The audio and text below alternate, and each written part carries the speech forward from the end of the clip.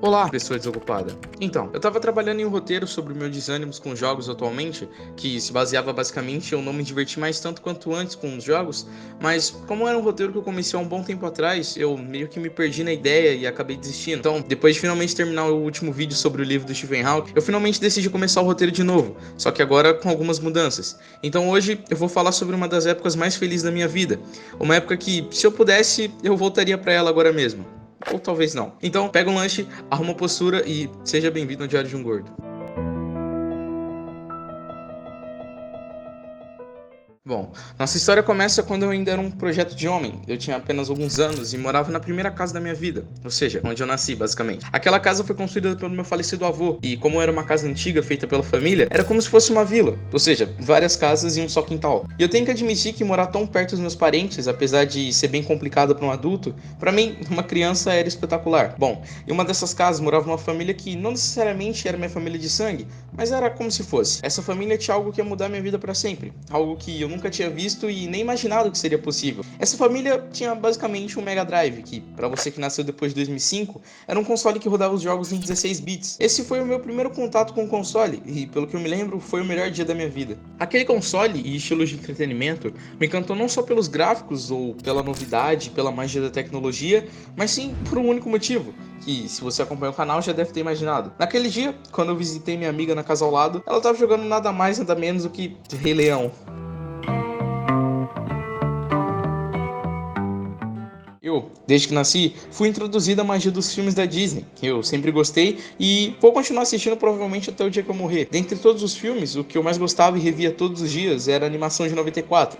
O Rei Leão. Eu nem preciso reafirmar isso, já que meu primeiro vídeo aqui do canal foi sobre ele. Então, você já deve imaginar que foi uma explosão de felicidade quando eu vi o mesmo desenho, só que controlável e em 16 bits. O jogo, assim como a maioria dos da época, foi lançado no mesmo ano do filme, para propagar o mesmo e ganhar um pouco mais de dinheiro em cima da história. O jogo basicamente conta a mesma história do filme, só que em fases. Ele começa uma fase que representa o Simba brincando e sendo feliz, e ao decorrer do jogo você vai crescendo, ganhando mais vidas e também mais desafios, passando por vários momentos presentes do filme acompanhados por uma incrível trilha sonora, que é a mesma do desenho, só que em um jeitinho videogame. Bom, eu não sei explicar muito bem, então dá uma olhada por você mesmo.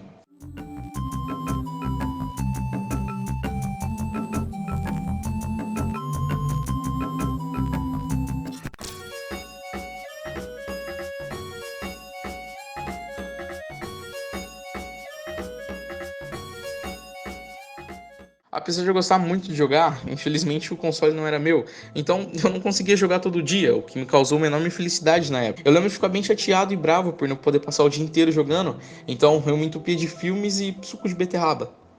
Suco de beterraba. Enfim, eu fiquei um bom tempo só na vontade de jogar, até que meu pai um dia trouxe um CD da feira, que, para minha surpresa, tinha um emulador e muito jogo.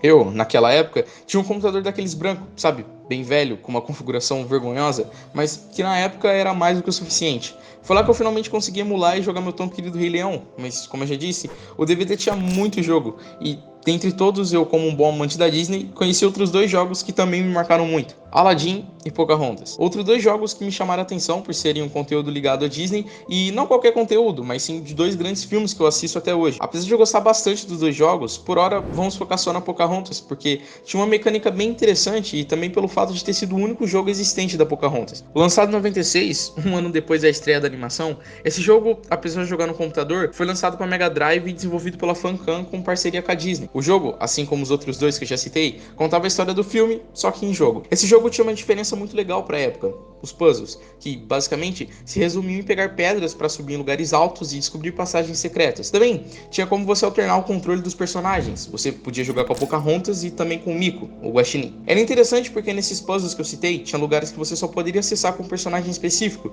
e isso, bom, era revolucionário para a época, pelo menos para mim. Tudo bem, era muito legal essa época, mas como tudo na vida, as coisas mudaram um pouco, e eu acho que pra melhor. Um dia, eu fui na casa do meu primo, e como a maioria das pessoas, lá eu conheci um novo console, o PlayStation 1. Ele foi lançado em 95, e pra época era bem inovador por rodar seus jogos em CD, o que possibilitava o processamento em 3D e um som um pouco melhorado. E graças a isso, em uma década o PlayStation 1 vendeu mais de 100 milhões de unidades no mundo inteiro, e dentre essas milhões de unidades, uma estava na casa do meu primo, rodando nada mais nada menos do que Tarzan. Calma, nem todos os jogos que eu vou falar é sobre animação, eu prometo. Esse jogo, como eu já disse, era em 3D e também contava a história do filme. Pensando um pouco agora, era um pouco repetitivo. Bom, mas eu gostava. Esse jogo me deixava maluco porque, pra época, os gráficos eram muito realistas. Eles deixavam até mesmo Cyberpunk no chinelo, o que, sinceramente, não é muito difícil. Eu gostava tanto de jogar que eu chegava a chorar quando eu tinha que ir embora. Eu sei que é bem vergonhoso, mas isso vai ser um divisor de águas mais pra frente. Confia em mim. Outro jogo bem divertido que eu jogava no PlayStation 1 do meu primo era uma espécie de Stardew Valley do século passado. Era um jogo de fazendinha com uma premissa bem simples até, mas muito bem feito pra época, que era o Harvest Moon. Ele foi lançado em 99 e era muito legal. Só isso mesmo. Eu era uma criança e não dava muita bola pra ele. Afinal, não tinha um desenho da Disney sobre esse jogo. Bom, lembra que eu falei que eu chorava bastante quando não podia jogar meu querido Tarzan na casa do meu primo? Então, graças a isso, minha mãe fez uma forcinha, economizou e tempos depois comprou o melhor console que eu já tive na minha vida, o PlayStation 2. Sério, esse videogame fez tanto sucesso que as produtoras continuaram a produzir jogos para ele mesmo depois do lançamento do PlayStation 3, o que é foda se você parar pra pensar. Bom, aqui eu preciso avisar uma coisa. Eu joguei muitos jogos no PlayStation 2, até porque naquela época a pirataria era muito normalizada, e graças a isso eu podia comprar 800 jogos por mês na feira que ainda ia sobrar dinheiro para comer um pastel. E por esse motivo, eu não vou falar de todos, porque senão esse vídeo vai ficar muito grande. E por hora eu não quero me aprofundar muito. Dito isso, vamos lá. O primeiro jogo da nossa lista se chamava The Dark Seafaring. Era um jogo estilo RPG, baseado naqueles Neopets, que, pra você que não sabe, era um programa feito por Adam Powell, que simulava animais de estimação virtuais. O jogo se passava em Noépia, uma ilha do universo dos Neopets. Era como se a Riot Games fizesse um jogo sobre Ionia, basicamente. Ele contava a história de uma fada maligna que tentou tomar o reino para si, e ao longo dos anos o seu nome foi apagado da história. Então todo mundo a conhecia por The Dark Seafaring, que, traduzindo, fica mais ou menos a fada mais obscura. Eu sei que é uma tradução meio sem nexo, mas não desconto, eu só fiz 2 anos de inglês. E já que eu citei isso, eu preciso avisar que a história em si eu tô traduzindo de um site gringo. Então, se você conhece a fundo sobre a história e ouviu alguma coisa errada, me desculpa. Você começa como um jovem chamado Tormund Ellis, que todo mundo chama de Thor. Ele é um fazendeiro que sonha em ser um cavaleiro da cidade de Meridel, que depois de muito tentar ele consegue. Mas na volta de uma de suas missões, ele descobre que a sua cidade foi destruída por uma espécie de magia negra, e que agora todos estão sob o comando da fada mais obscura. Tá bom, esse nome é patético, vou parar. Depois disso, a história vai se desenrolando e você vai ter que descobrir o que acontece depois sozinho. Foi mal, sem spoilers por aqui. Eu lembro de ficar muito empolgado pra jogar esse jogo, até porque foi meu primeiro jogo e meu único jogo original. Isso porque ele veio junto com o meu PlayStation. Porém, como era um jogo de RPG que valorizava muito os diálogos, eu não conseguia progredir muito. Isso porque eu não sabia nada de inglês. E o que eu fiz? Estudei e me esforcei para aprender uma língua estrangeira que me possibilitaria zerar o jogo? Não, eu fui na feira e comprei um jogo que só precisaria de coragem e rodas. Midnight Club 3.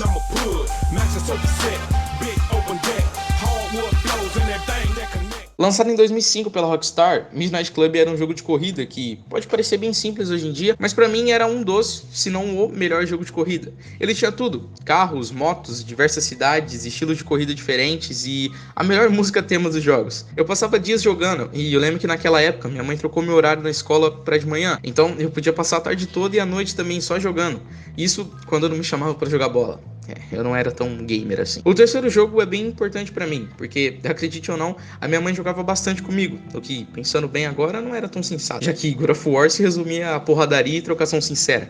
Eu imagino que eu nem preciso explicar sobre essa franquia, até porque ela é bem famosa e até mesmo quem nunca jogou deve conhecer. E eu só tenho a dizer que foram momentos marcantes pra mim, que eu jamais vou esquecer, principalmente por ser junto com a minha mãe.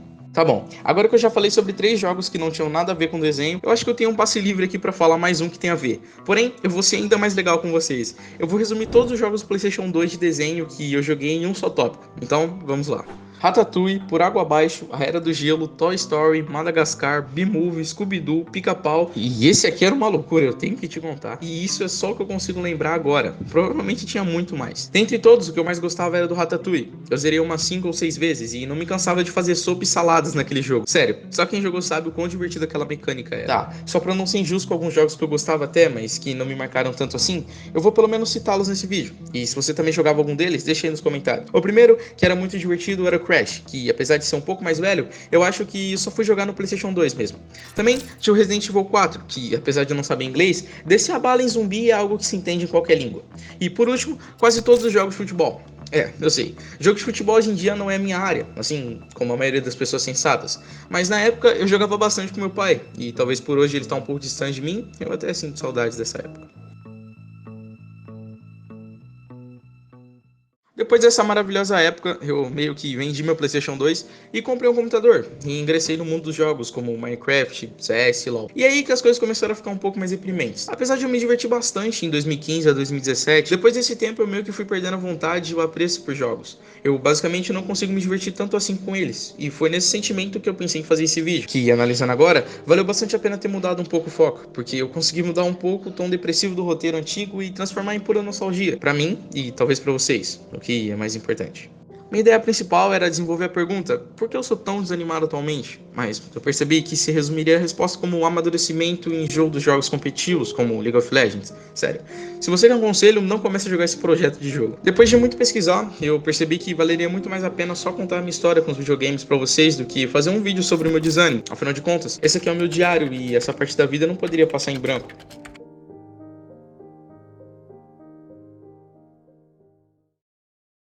Bom, basicamente é isso. E se você lembrou de algum jogo que você também jogava, deixa aí nos comentários. E se você gostou do vídeo, não esquece de deixar o like e compartilhar com um amigo. Vai me ajudar bastante.